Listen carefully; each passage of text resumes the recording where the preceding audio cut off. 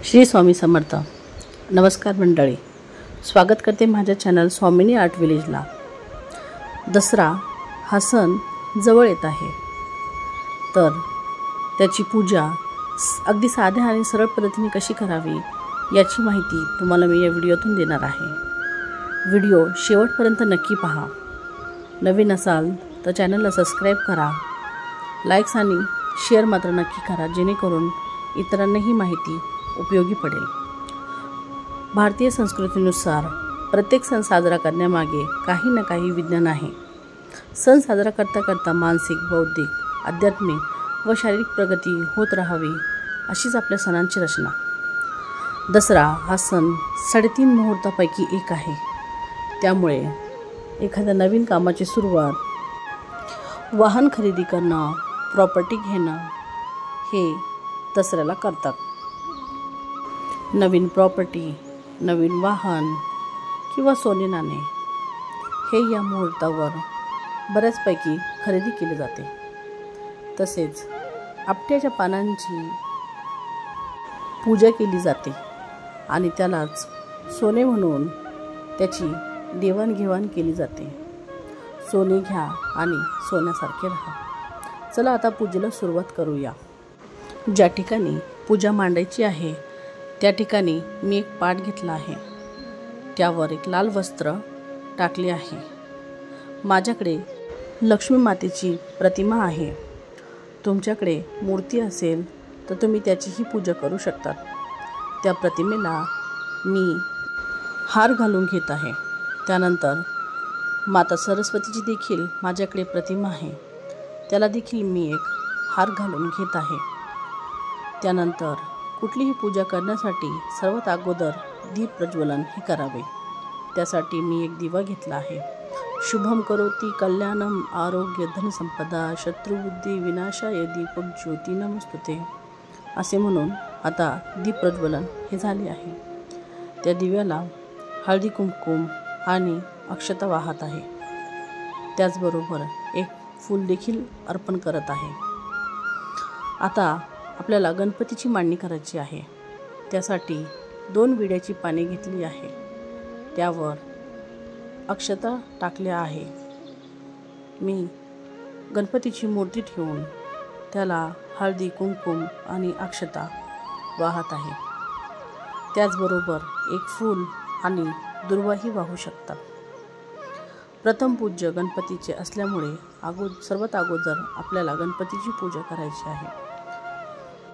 वक्रतुंड महाकाय सूर्यकोटी समप्रभा निर्विघ्नं कुरु मे देव सर्व कार्येषु सर्वदा असे म्हणून मी गणपतीला नमस्कार करत आहे।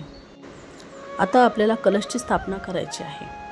त्यासाठी मी एका प्लेटमध्ये तांदूळ घेत आहे, त्यावर हळदी कुंकुम वाहत आहे। कलश स्थापना करण्यासाठी कलशामध्ये कळे इतके पाणी भरून घ्यायचे आहे। त्यानंतर कलशाभोवती कुंकवानी बोटे उमटवायची आहे, जसे की 5 रेषा काढायच्या आहे। तुम्ही 7ही काढू शकतात, मी 5 काढत आहे।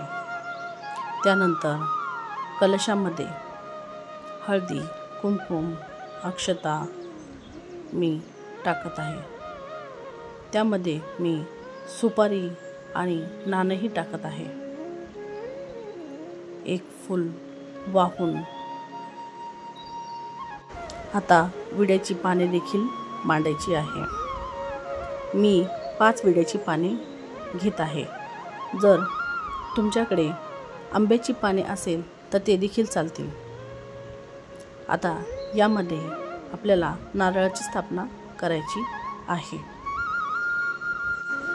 त्यामध्ये नारळ ठेवून त्याला हळदी कुंकुम लावून मी अक्षता वाहत आहे। कलशावर तुम्ही एखादा छोटासा हार किंवा फुले देखील ठेवू शकतात। मी कलशासाठी एक छोटासा हार बनवला आहे। कलशाची पूजा आता संपन्न झाली आहे। चला आता पुस्तकांची आणि शस्त्रांची पूजा करूयात। दसऱ्याला पुस्तकांचे आणि शस्त्राचे पूजन याला विशेष महत्त्व आहे। म्हणून त्याला सरस्वती पूजा असे देखील म्हटले जाते. माझ्याकडे जी पुस्तके आहेत ती मी इथे मांडली आहे. त्यानंतर माझ्याकडे जे मी क्राफ्टिंगला यूज करते ते म्हणजेच माझी शस्त्र, ते सर्व कैची, कटर, मी या सर्वांची पूजा करणार आहेत. सर्व शस्त्रे स्वच्छ करून त्यावर गंगाजळ शिंपडावे आणि मग पूजा करावी. आता मी सरस्वती मातेला हळदी कुंकुम लावत आहे. त्याचबरोबर लक्ष्मी मातेला देखील हळदी कुंकुम लावून तिची पूजा करून घेत आहे. आता मी माझ्याकडे जेवढी पुस्तके आहेत त्यांची देखील पूजाही करून घेत आहे. शस्त्रांना देखील हळदी कुंकू लावून त्यावर अक्षता वाहायच्या आहेत. त्याचबरोबर सर्व शस्त्रांना आणि पुस्तकांना एक एक फूल देखील वाहायचं आहे. आता हे सर्व झाल्यानंतर आपट्याची पानं ही घ्यायची आहे. आपट्याची पानं याला दसरा या दिवशी सोनं म्हणून देखील ओळखलं जातं. आपट्याची पानं ही सर्व देवांना वाहायची आहे. लक्ष्मी माता, सरस्वती माता, त्याचबरोबर जी पुस्तके आपल्याकडे आहेत त्यांवर वाहायची आहे. त्याचबरोबर शस्त्रांवर देखील वाहायची आहे. आपल्या घरातील छोट्या मोठ्यांना सर्वांना ही आपट्याची पाने द्यायची आहे. सोने घ्या आणि सोन्यासारखे राहा असे देखील म्हणायचे आहे.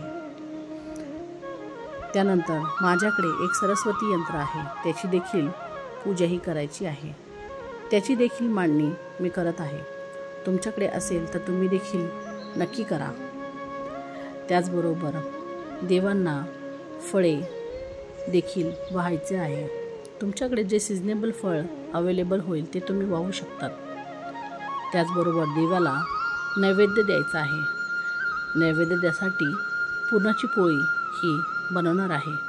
पण त्या अगोदर मी थोडीशी साखर आणि पाणी देवाला ठेवत आहे. आता निरंजन घेऊन आपल्याला देवाची पूजा ही करायची आहे. त्यासाठी तुम्ही देवी लक्ष्मीची देखील आरती म्हणू शकतात. पूजा झाल्यानंतर आपल्या मनातील काय इच्छा असतील त्या देवासमोर सांगायच्या आहेत. अगदी मनापासून ही पूजा करायची आहे. देव आपली इच्छा नक्की पूर्ण करेल. या दिवशी रावण दहन ही केले जाते. असत्यावर सत्याचा विजय म्हणून देखील दसऱ्याला ओळखले जाते. आपल्या मनातील राग, द्वेष हे सर्व काढून आनंदाने आणि प्रेमाने वागा. दसरा या सणाच्या तुम्हाला आणि तुमच्या परिवाराला हार्दिक हार्दिक शुभेच्छा. तर मंडळी, व्हिडिओ आवडला असेल लाईक आणि शेअर नक्की करा. पुन्हा एकदा भेटूया नवीन व्हिडिओ आणि नवीन माहिती बरोबर.